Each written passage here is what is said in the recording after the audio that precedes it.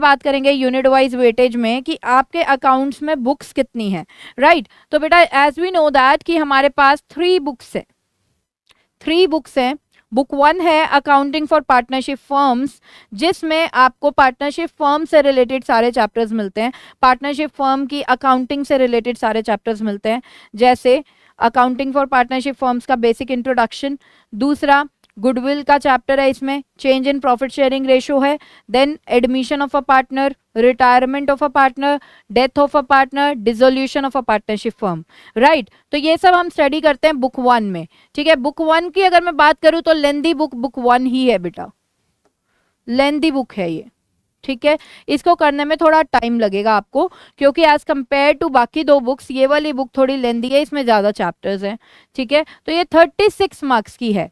देखिए जैसे कि आपको पता है कि आपका जो मेन एग्जाम अभी अकाउंट्स का हुआ था वो 80 मार्क्स का हुआ था, तो बेटा कंपार्टमेंट का एग्जाम भी कुछ इसी तरीके का होगा, वेटेज उसकी भी 80 मार्क्स है, ठीक है। सीबीएसई जो कंपार्टमेंट का एग्जाम कंडक्ट करने वाला है फॉर अकाउंटेंसी वो 80 मार्क्स का ही है, और जो आपको टाइम अभी दिया था सीबीएसई ने वही टाइम आपको आगे भी मिलने वाला है। मतलब 3 आवर्स का राइटिंग टाइम था, 15 मिनट्स का रीडिंग टाइम था, ऐसे ही बेटा यहाँ पे रहेगा, 3 आवर्स का राइटिंग टाइम दिया जाएगा, 15 मिनट्स का रीडिंग टाइम दिया जाएगा, 80 मार्क्स का ओवरऑल पेपर होने वाला है। एग्जाम पैटर्न में कोई चेंज नहीं, एग्जाम पैटर्न मतलब जितने एमसीक्यू क्वेश्चंस थे उतने ही आने वाले, number of MCQ questions, same for short answer type question, same for long answer type questions, ठीक है।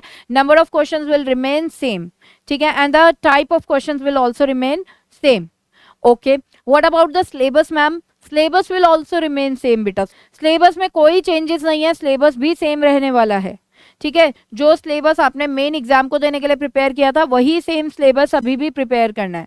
तो आइए बेटा अब बात करते हैं 80 मार्क्स का बाइफर्केशन। जैसे कि आपको मैंने बताया कि 3 बुक्स हैं, book 1 which is related to accounting for partnership firm, जिसमें पार्टनरशिप फर्म के अकाउंटिंग के बारे में हम स्टडी करेंगे। दूसरी बुक है आपकी अकाउंटिंग फॉर कंपनीज, है ना, इसमें बेसिकली ये बताया गया है कि कोई कंपनी अगर शेयर्स इशू करती है, डिबेंचर्स इशू करती है, तो वो अपने अकाउंटिंग में कैसे उसे शो करती है, राइट। तो अकाउंटिंग फॉर कंपनीज में शेयर से रिलेटेड चैप्टर और डिबेंचर से रिलेटेड चैप्टर।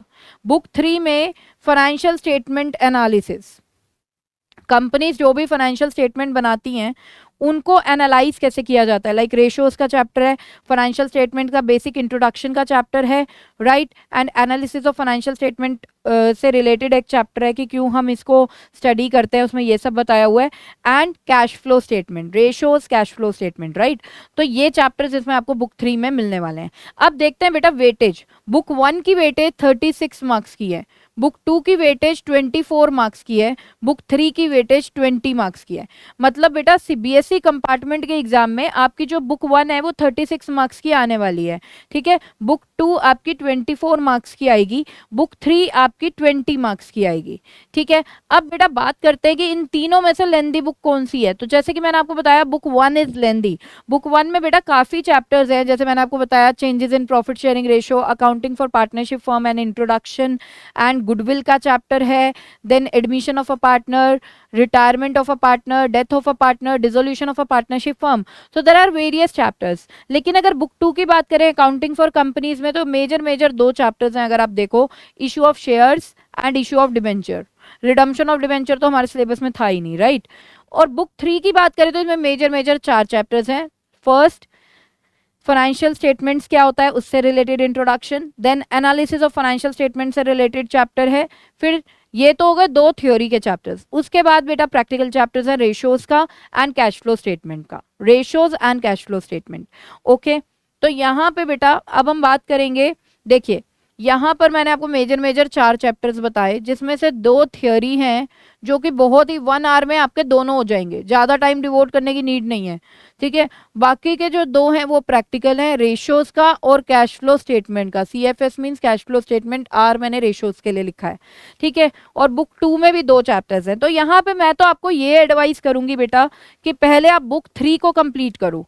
क्यों बुक 3 को कंप्लीट करके हमारे 20 मार्क्स पक्के होते हैं, पहली बात तो ये। और बुक 3 को पहले क्यों करें मैम, इसकी तो हाईएस्ट वेटेज भी नहीं है बेटा, हाईएस्ट वेटेज नहीं है। आई एग्री विद दिस, लेकिन इस बुक को आपने अपने जब अकाउंट्स का प्रैक्टिकल हुआ था ना, तो उस टाइम पे बहुत अच्छे से प्रिपेयर किया होगा, राइट। तो उस टाइम पे भी आपकी कहीं ना कहीं प्रिपरेशन इसकी 2 बार रही होगी, एक बार तो प्रैक्टिकल के एग्जाम के टाइम पे, दूसरा आपने जो मेन एग्जाम के लिए अपियर किया था उस टाइम पे। इस बुक की आपकी प्रिपरेशन 2 बार कहीं ना कहीं हो रखी है ना, तो इसमें बहुत कम टाइम आपका जाएगा। पहले आप बुक 3 के चैप्टर्स को प्रिपेयर करिए, और बुक 3 के जब आप प्रिपेयर करेंगे ना, तो आपको कौन से चैप्टर्स को प्रिपेयर करना है पहले देखिए। बुक 3 में मेजरली 2 यूनिट्स हैं, एक है एनालिसिस ऑफ फाइनेंशियल स्टेटमेंट्स,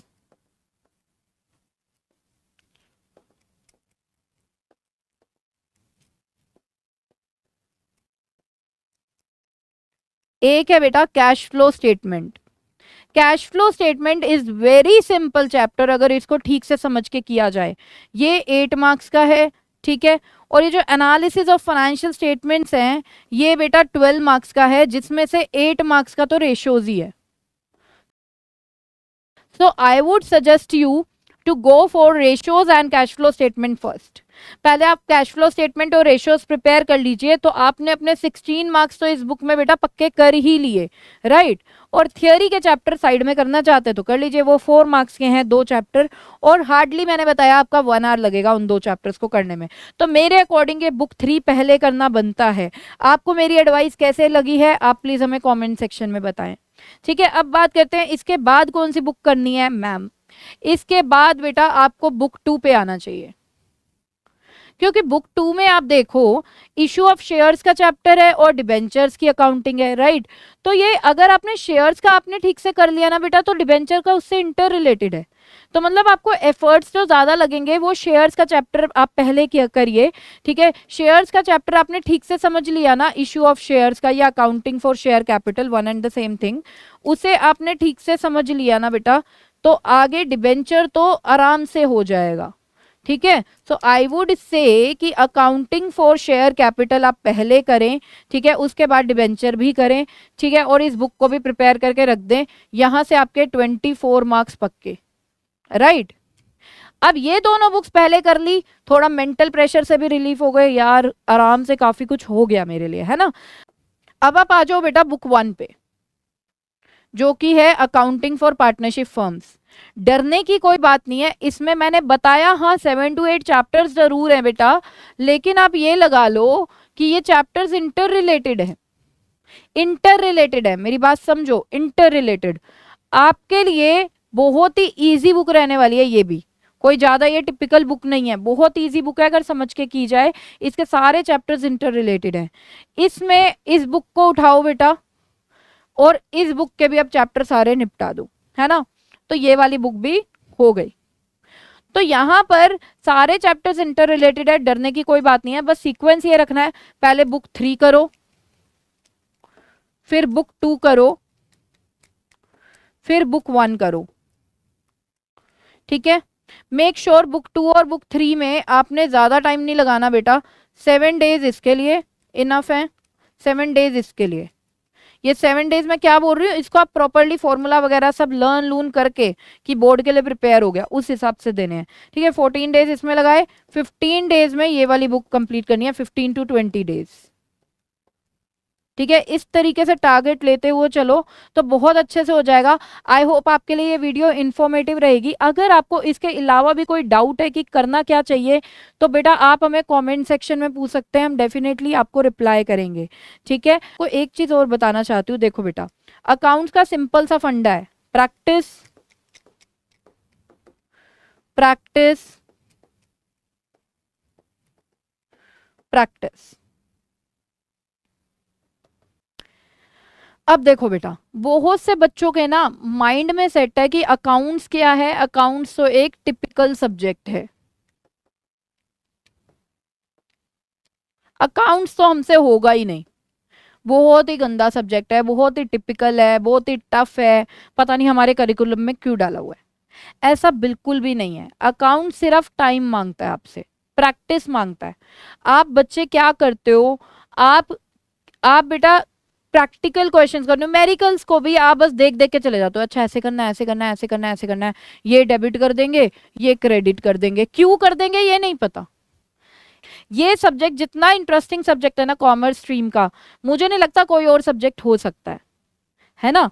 बेटा प्रॉब्लम आपके अंदर है कि आप उसे पढ़ते कैसे हो, आपको उसके रीजनिंग पार तक जाना है। आपको रटना नहीं है कि ये चीज डेबिट कर दूंगा, ये चीज क्रेडिट कर दूंगा। अभी लास्ट का 1 मंथ भी है ना, मैं आपको अभी भी कह रही हूँ रटना मत, क्योंकि अगर 1 मंथ में भी आपने रटने का काम ही चालू रखा ना, हाँ बस ये डेबिट करना है, ये क्रेडिट करना है, डेफिनेटली स्कोर नहीं आ पाएगा। स्कोर तभी आएगा जब अब अपना दिमाग चला के भी चलोगे। दिमाग चलाने के लिए ही दिया है भगवान ने, उसको चलाओ। कोई चीज डेबिट क्यों हो रही है, क्रेडिट क्यों हो रही है, अगर आपका ट्यूशन टीचर नहीं बता रहा है, स्कूल का टीचर नहीं बता रहा है, उससे पूछो लॉजिक क्या है, हम क्यों डेबिट कर रहे हैं, हम क्यों क्रेडिट कर रहे हैं। ठीक है ना। तो यहां पर बेटा रीजनिंग के साथ चलो ताकि आपको इस सब्जेक्ट का सारी चीजें समझ में आने लगे। मेरी बात को अच्छे से समझना, अगर आपने कोई भी 2 चैप्टर्स मैं बोल रही हूँ जिनमें जर्नल एंट्रीज हैं, अगर आपने उसको ठीक से कर लिया ना, ये समझ के ये डेबिट क्यों हो रहा है, क्रेडिट क्यों हो रहा है, आगे आपका दिमाग अपने आप चलना शुरू हो जाएगा कि इस चीज को डेबिट करना है या क्रेडिट करना है। तो बेटा ध्यान से रीजनिंग पार्ट को लेते हुए चलो। अच्छा और क्या है, प्रैक्टिस कर रहे हो using pen and paper, practice करो पेन एंड पेपर।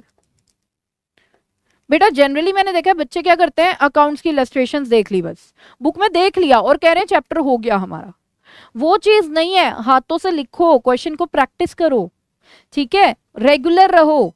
ये जो 1 मंथ मिला है ना, मैं तो यही सजेस्ट करूंगी पहले तो एक बढ़िया सी ट्यूशन ढूंढो। अगर आपको लग रहा है कि बिना ट्यूशन के काम नहीं हो सकता है, ट्यूशन टीचर जो भी करा रही है, जो होमवर्क दे रही है, उसको प्रॉपरली करो, रेगुलर रहो। ये नहीं कि एक दिन तो हमने प्रैक्टिस करी, अगले 3 दिन नहीं करी, फिर चौथे दिन प्रैक्टिस करी, अगले 5 दिन नहीं करी, वो चीज नहीं करना। Be regular, pen and paper ज्यादा यूज करो जितना हो सकता है, ठीक है, एंड रीजनिंग पे फोकस करो।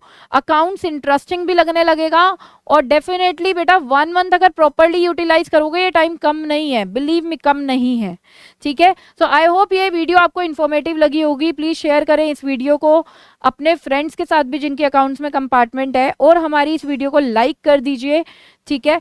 एंड मिलते हैं गाइज अनदर वीडियो में, जिसमें मैं आपके लिए और बढ़िया वाला कंटेंट लाने वाली हूँ। तो stay updated on our channel, ठीक है। Subscribe the channel if not subscribe till yet, join our telegram channel also, link is in the description, ठीक है बेटा। मिलते हैं नेक्स्ट सेशन में, till then bye bye, take care, keep studying, जय श्री श्याम।